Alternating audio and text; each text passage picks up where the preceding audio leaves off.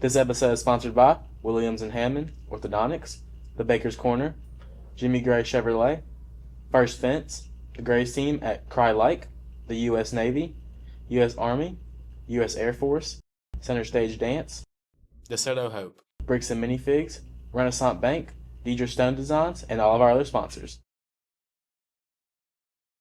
Good morning, Tigers. I'm Keegan Hess. And I'm Ella Clark. And you're watching Eye of the Tiger News. No one else was in the room where it happened, the room where it happened, the room where it happened.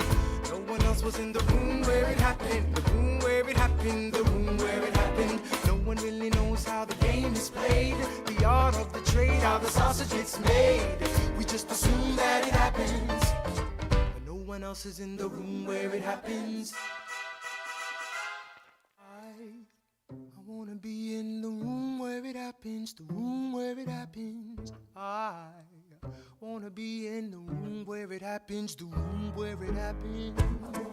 I wanna be in. I've got to be where it happens. I've got to be where it happens. I've got to be in the room where it happens. I gotta be where it happens. I wanna be in the room where it happens. Click, boom. Welcome back, Tigers. Students, listen up. If you need some extra help with your schoolwork, please check out Peer Tutoring. On Tuesdays, you can find math and English in the library at 7 a.m. On Wednesdays, history and science tutoring will be available at 7 a.m. in the library, while math will be in the cafeteria during break. Finally, on Thursday, math and English will be at the library at 7 a.m. at break in the cafeteria. The archery team is now accepting new members. Tryouts on November 12th from 4 to 6:30 at Hernando Intermediate School. In order to try out, make sure you have an up-to-date Dragonfly and a sports physical. Before we go to weather, let's go see the fundraiser our dance team hosted this past Saturday. Hernando High's dance team held a fundraiser last Saturday in the HHS auditorium. This fundraiser consisted of a parents' night out for parents with children aged 4 years old to 5th grade. Some of them were pretty young, and some of them were like 4th and 5th grade, 3rd grade. The parents dropped the kids off around 6 p.m. to spend the evening with the dance team members babysitting. The team held several fun activities, including dinner and a movie. So for our fundraiser, we showed a movie for the little kids, and we had popcorn and food and all kinds of stuff like that and games.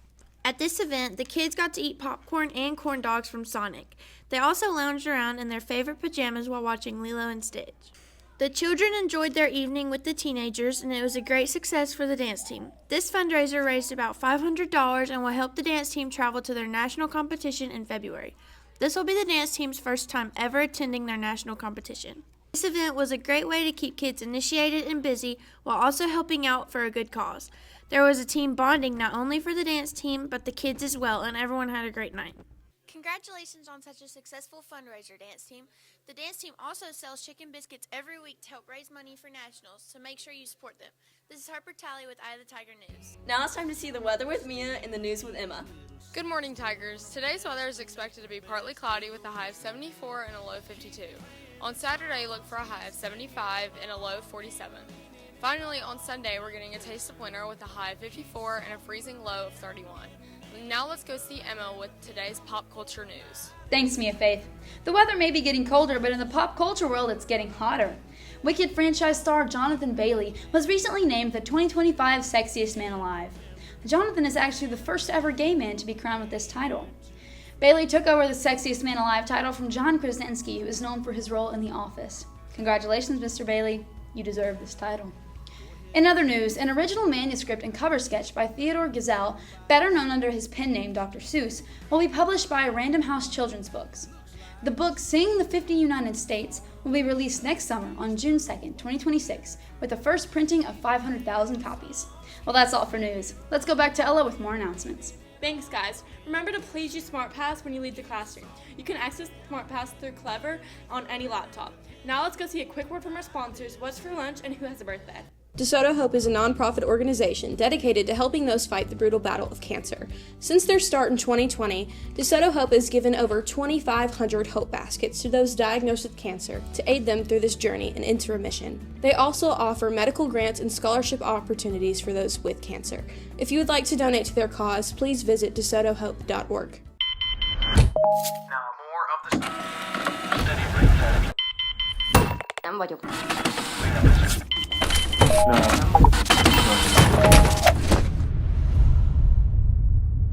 Is this it?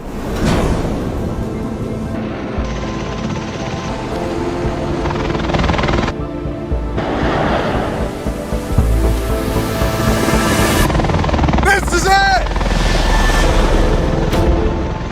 First kiss was like a Colorado hit. We better keep on keeping it lit till we can't remember what we came here to forget. Yeah, that's what we came here to forget.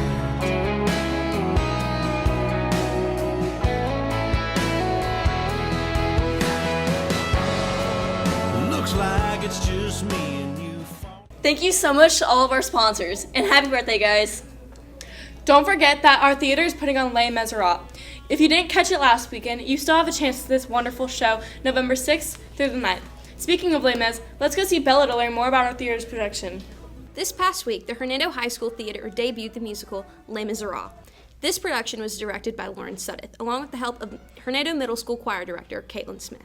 Lauren Sudduth has lots of experience with Les Mis. She first put on Les Mis in 2017 and has taken some creative freedom with the production since then. So we do have one element that's a little different this time. We have a turntable on stage, and so it's a portion of the stage that spins. And we utilize it in the show a lot. Typically, you'll see, if you come, hope you do, come see it, when characters are standing on the turntable and it turns, it usually means we're in their heads.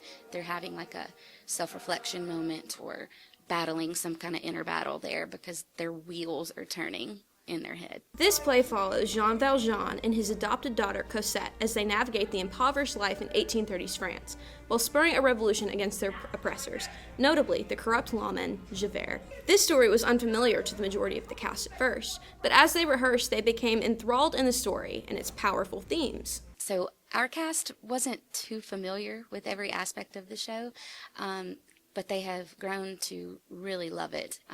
Their whole heart and soul they're all over the stage. Like you can tell, all the effort, all the belief, everything in it. So I think they've come to love the story, and as familiar as they are now with it, see the true meaning behind it and have really bought in and given it their whole heart. The cast's passion for telling a good story is evident through their dedication to the production. For weeks, they have practiced extensively on their harmonies, blockings, and choreography, amongst many other things. Ella Scott, who plays Eponine, goes through how she was able to transform her character. I brought Eponine to life by making up a whole backstory about how she was raised in the horrible household she was raised, and then comparing that to when she grows up and she's in love with Marius, who was raised completely differently, and he doesn't even love her back. And then she has to deal with questioning if her own parents even cared about her, if she had anybody who cared about her. Les Miserables will be performing on November 8th and 9th. Make sure you grab your friends and family to see the cast's hard work. Thank you to Lauren Sudduth and the incredible cast of Les Mis for putting on this performance. My name is Bella McGregor with Eye of the Tiger News.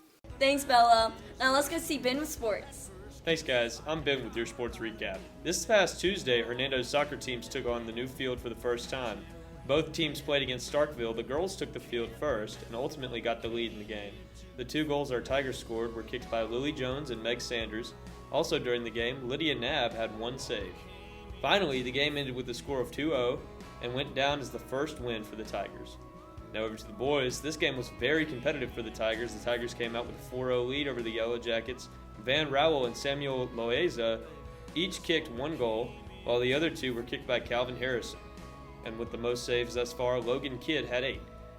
Towards the end of the match, the Yellow Jackets scored 2 goals against the Tigers. However, the Tigers managed to hold off the Yellow Jackets' comeback, ending with a final score of 4-2 with a win for Hernando. Great job, Tigers. Now let's go back to our anchors for more. That's all for today's episode of EAT. Thank you again to all of our sponsors for their support.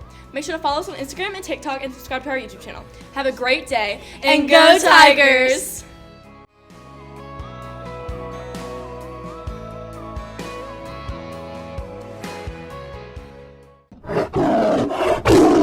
Mm-hmm.